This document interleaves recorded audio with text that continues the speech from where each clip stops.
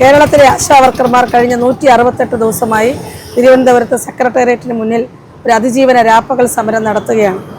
Honorarium വർധനവും വിരമിക്കൽ ആനുകൂല്യവും എന്ന് പറയുന്ന രണ്ട് പ്രധാനപ്പെട്ട ഡിമാൻഡുകൾ ഉന്നയിച്ചുകൊണ്ടാണ് ഈ സമരം നടക്കുന്നത്.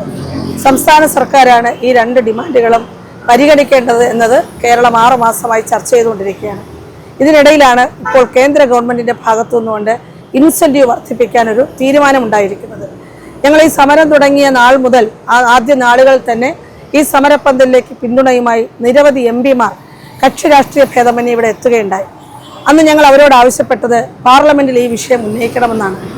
വളരെ കൃത്യമായി തന്നെ ഇവിടേക്ക് കടന്നു വന്ന എംപിമാർ പാർലമെന്റിന്റെ ഇരു സഭകളിലും കേരളത്തിലെ ആശമാർ നടത്തുന്ന സമരത്തെയും അവർക്ക് ഇൻസെന്റീവ് വർദ്ധിപ്പിക്കേണ്ടതിന്റെ ആവശ്യകതയും അവിടെ ഉന്നയിക്കുകയും അതിന്റെ അടിസ്ഥാനത്തിൽ കേന്ദ്ര ആരോഗ്യമന്ത്രി അന്ന് തന്നെ ആ നാളുകളിൽ തന്നെ അങ്ങനെ ഒരു വർധന ഉണ്ടാകുമെന്ന് പാർലമെന്റിൽ പ്രഖ്യാപിക്കുകയും ചെയ്തു.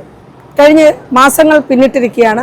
മാർച്ച് മാസം 3-ാം തീയതി ഇതിൻ്റെ ഒരു മീറ്റിംഗ് നടന്നതായിട്ടും അതിൻ്റെ ഒരു മിനിറ്റ്സ് ഏപ്രിൽ മാസം 22-ാം തീയതി പുറത്തു വന്നതായിട്ടും കഴിഞ്ഞ ദിവസം ഞങ്ങൾക്ക് അറിയാൻ കഴിഞ്ഞു.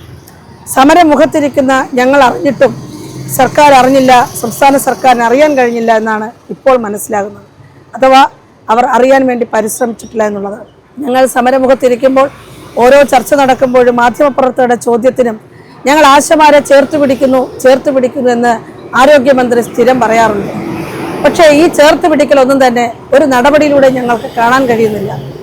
3 മാസം പിന്നിട്ടിരിക്കുന്നു കേന്ദ്ര ഗവൺമെന്റ് ഇൻസെന്റീവ് വർദ്ധിപ്പിക്കാനുള്ള തീരുമാനമെടുത്തിട്ട്.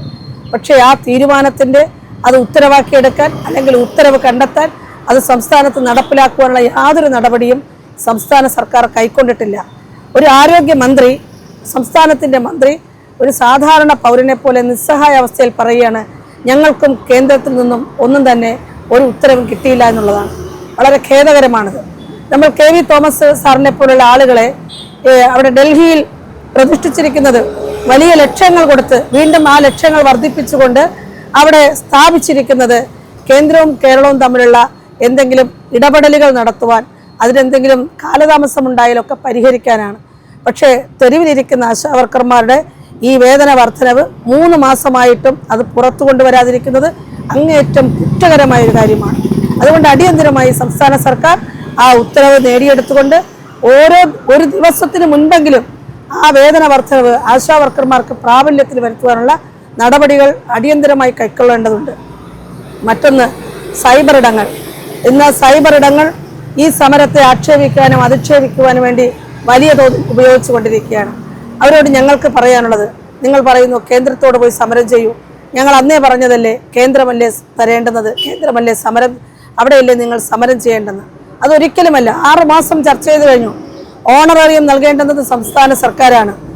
ആശ എന്നതൊരു കേന്ദ്ര പദ്ധതിയാണെങ്കിലും അവരുടെ ജോലിയെ സംബന്ധിച്ച് വ്യത്യസ്തങ്ങളായ ജോലികളെ സംബന്ധിച്ച് തീരുമാനമെടുക്കുകയും നടപ്പിലാക്കുകയും പണിയെടുപ്പിക്കുകയും ചെയ്യുന്ന സംസ്ഥാന സർക്കാരാണ്. അതുകൊണ്ടാണ് ഓണറേറിയം നൽകാൻ സംസ്ഥാന സർക്കാരുകൾ ഈ രാജ്യത്തെമ്പാടും നിർബന്ധിതമായിരിക്കുന്നത്. അപ്പോൾ ഓണറേറിയം വർദ്ധിപ്പിക്കുക എന്ന ഡിമാൻഡ് സംസ്ഥാന സർക്കാരിൻ്റെ മുന്നിൽ തന്നെയാണ് ഉന്നയിക്കേണ്ടുന്നത്. ഒപ്പം തന്നെ 62 വയസ്സിൽ പിരിച്ചുവിടാനുള്ള ₹1 പോലും ആനുകൂല്യമില്ലാതെ പിരിച്ചുവിടാനുള്ള ഉത്തരവ് സംസ്ഥാന സർക്കാരാണ് പുറത്തിറക്കിയത്. അതുകൊണ്ടാണ് സംസ്ഥാന സർക്കാർ അത്തരത്തിൽ പറഞ്ഞുവിടുന്ന ആളുകൾക്ക്, ജോലിയിൽ നിന്നും വിരമിക്കുന്ന ആളുകൾക്ക് അവർക്ക് മാന്യമായൊരു റിട്ടയർമെന്റ് ആനുകൂല്യം നൽകണമെന്ന് ഞങ്ങൾ ആവശ്യപ്പെട്ടത്. ഇത് രണ്ടും സംസ്ഥാന സർക്കാരിൻ്റെ മുന്നിൽ തന്നെയാണ് ഉന്നയിക്കേണ്ടതെന്നുള്ള കാര്യത്തിൽ ഇപ്പോഴും ഞങ്ങൾക്ക് യാതൊരു സന്ദേഹവുമില്ല. അപ്പോൾ വ്യാജമായ ആരോപണങ്ങൾ ഉന്നയിച്ചുകൊണ്ട് ഈ സമരത്തെ തകർക്കാൻ നിങ്ങളൊക്കെ 6 മാസമായി കിണഞ്ഞു പരിശ്രമിച്ചിട്ടും സാധിച്ചില്ല എന്ന യാഥാർത്ഥ്യം തിരിച്ചറിയുക. ഇനിയെങ്കിലും വസ്തുതകൾ മനസ്സിലാക്കിക്കൊണ്ട് പ്രവർത്തിക്കുവാൻ തയ്യാറാകണം. മറ്റൊന്ന്, ഏറ്റവും ഒടുവിൽ നമ്മുടെ ബഹുമാന്യനായ മുഖ്യമന്ത്രി പറഞ്ഞത് കേന്ദ്രം വർദ്ധിപ്പിക്കട്ടെ, അപ്പോൾ സംസ്ഥാനം പരിഗണിക്കാമെന്നാണ്. കേന്ദ്രം വർദ്ധിപ്പിക്കാൻ തീരുമാനിച്ചിരിക്കുന്നു. അതിൻ്റെ മിനിറ്റ്സ് പുറത്തിറങ്ങിയിരിക്കുന്നു. പാർലമെന്റിൽ എംപിമാർക്ക് അതിൻ്റെ മറുപടി കൊടുത്തിരിക്കുന്നു.